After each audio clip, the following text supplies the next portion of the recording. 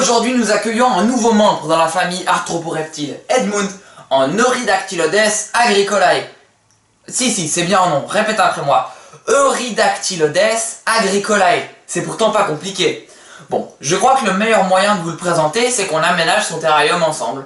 Bon, je vous propose qu'on parte maintenant. Allez, c'est parti.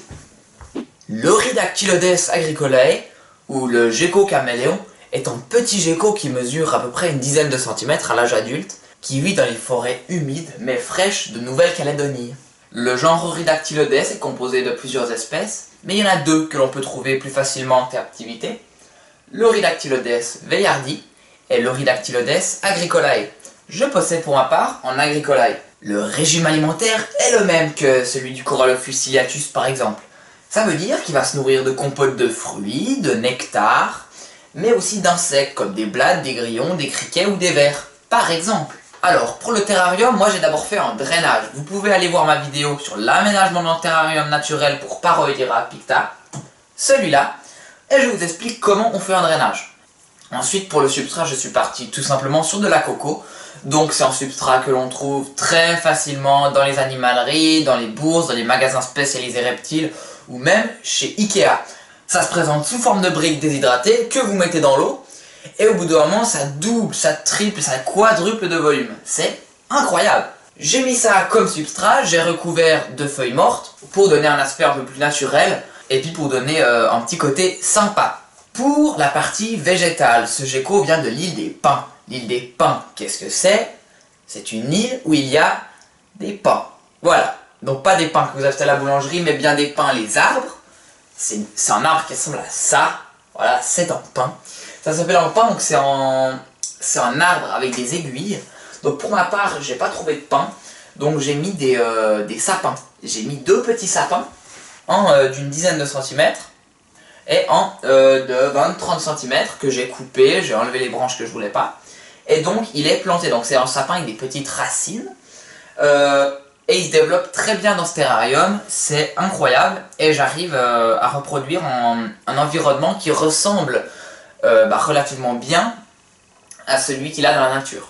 N'hésitez pas à bien mettre la masse de plantes dans le terrarium pour qu'il ait beaucoup de cachettes, beaucoup de brindilles pour se balader la nuit, pour qu'il puisse chasser, qu'il prenne du plaisir à chasser et à vivre dans ce terrarium. Pour la taille du terrarium, moi je suis parti sur du 30-30-40. Donc c'est un terrarium guillotine qui a une aération sur le devant et une aération sur le dessus. Un tiers du dessus est aéré. Ça retient donc bien l'humidité au fil de la journée, mais ça permet quand même une bonne aération. L'Euridactylodes agricolae est un gecko nocturne, donc la journée il va se reposer sur des branches très très fines que vous aurez préalablement disposées dans tout le terrarium. Et à la tombée de la nuit, dès l'éteignement des lampes, il va se réveiller et partir à la chasse. Pour ma part, j'ai fait des lianes avec des lierres séchées que j'ai mis n'importe comment dans le terrarium et diverses petites brindilles que j'ai trouvées dans la forêt. Vous avez remarqué que j'ai fait un décor de fond. Alors ce décor de fond, c'est quelque chose de... ça ne s'explique pas. Alors en fait, ce qui s'est passé, c'est que je voulais faire quelque chose avec du silicone, mettre du silicone sur les parois et recouvrir de coco. Sauf que pour mettre le silicone, j'ai galéré mais à un niveau professionnel. Donc je veux pas vous donner des conseils pour réaliser quelque chose de dégueulasse, parce que mon décor de fond je le trouve moche. Il est pas beau, il est pas agréable à regarder. Alors bon là ça va, il est caché parce qu'il y a les branches devant et les sapins, donc ça va. Mais c'est vraiment pas beau. Et en plus j'ai dégueulassé un peu mon terrarium avec le silicone des côtés où j'ai pas mis de coco. Donc voilà, je ne voulais pas vous donner des astuces pour faire quelque chose de dégueulasse. Je vous ai dit qu'il vivait dans les forêts humides et fraîches. Alors, pour ceci, je vaporise le terrarium à peu près une fois par jour, étant donné que ça retient quand même assez bien l'humidité, les vraies plantes, la mousse, les feuilles, le substrat tout simplement, le décor de fond, tout ça retient bien l'humidité. Et pour la fraîcheur, il n'y a tout simplement pas de lampe, pas de tapis chauffant, tout ça. La lampe, c'est une petite lampe LED quand j'en mets, mais il n'y a généralement pas besoin, étant donné qu'il est juste devant la vitre, il y a le soleil qui tape dessus. Pas le soleil direct, il y a le décor de fond qui cache, sinon ça pourrait lui faire des brûlures. Et des coups de soleil. Oui, ça arrive, les reptiles peuvent prendre des coups de soleil. Voilà, je vous apprends peut-être quelque chose. C'est incroyable et c'est malheureux. Voilà. Vous le savez. On continue. Si vous avez été attentif, vous avez remarqué que je l'ai appelé Edmund.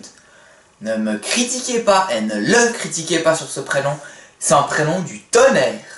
Je ne sais pas si c'est un mâle ou une femelle étant donné que je l'ai acheté non sexé. Donc j'espère que ce sera une femelle étant donné qu'il est très compliqué de trouver des femelles seules si on a déjà un mâle. Mais trouver un mâle seul, c'est pas du tout un problème.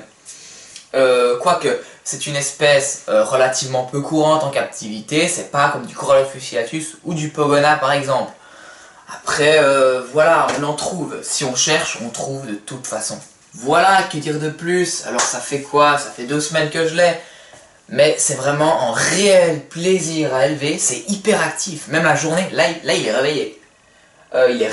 Il est en train de se lécher les yeux. C'est hyper cool. C'est dingue ce qui se passe. Donc voilà, j'espère que cette vidéo vous aura plu. N'oubliez pas de mettre un gros pouce bleu, de partager cette vidéo sur tous les réseaux sociaux, de mettre en commentaire si vous avez envie d'autres vidéos sur ce petit bonhomme. Et je crois qu'il est temps qu'on se dise au revoir. Sur ce,